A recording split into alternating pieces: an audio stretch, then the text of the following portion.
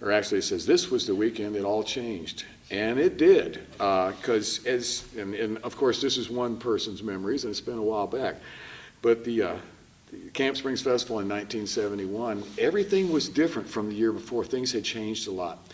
And in our band, the Bluegrass Alliance, we were going through a change in that, and we knew it was coming for months, and we knew this was going to be Tony Rice's last festival with us. It's crazy the way it all got going, but okay, Tony, now it's the summer of 71, and he had been talking with Eddie Adcock and Jimmy Goodrow about they wanted Tony to help them start a new band. And so they had some rehearsals, and things were going well with Jimmy Goodrow on mandolin, Eddie Adcock banjo, Bob Quayle White on bass, and Tony Rice on guitar. So that, I understand there were a few rehearsals, just a couple. And then it came to light that because Jimmy was leaving the Country Gentlemen on the mandolin, now that chair is open. So Doyle Lawson, who's the guitar player with the Kentucky Mountain Boys, J.D. Crowe, well, of course, his number one love would be mandolin. So now Doyle is now going to leave J.D. Crowe to play mandolin with the Country Gentlemen, which is kind of, as a tenor singer, mandolin player, the dream job. You wanted to be where John Duffy stood. Okay, so now this leaves the guitar chair open with the J.D. Crowe band. Tony, upon hearing about this, of course, he always wanted to play with his brother Larry in J.D. Crowe's band, and nobody loved Crowe more than Tony. So I guess it kind of left Jimmy and Eddie holding the bag.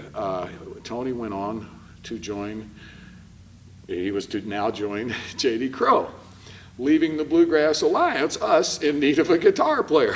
And so we got to Reidsville knowing, we didn't have a new guitarist yet, and there were a few different people in the running for it. And we were actually trying to find someone that sang high and as good as Tony. Well, we weren't finding that.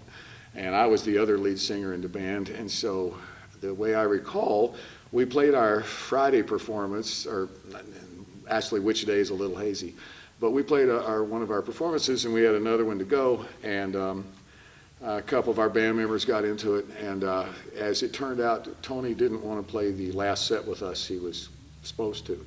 And so the way I recall, the 110 Soldier song that is featured in the movie that I'm singing lead on in the movie, that was our last song, and that was the last one with Tony.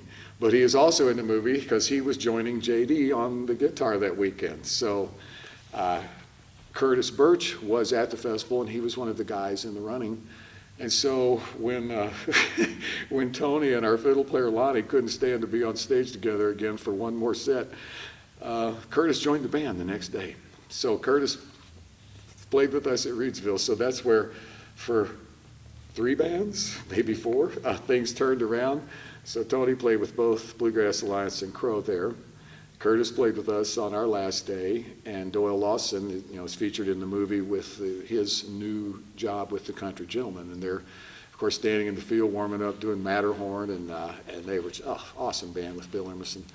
And so it kind of turned things around a little bit that weekend. And even the New Deal String Band was different from the year before. We had Rick Ryman on the banjo, Kenny Kosek on fiddle. And so things were moving right along, and progress was being made in bluegrass.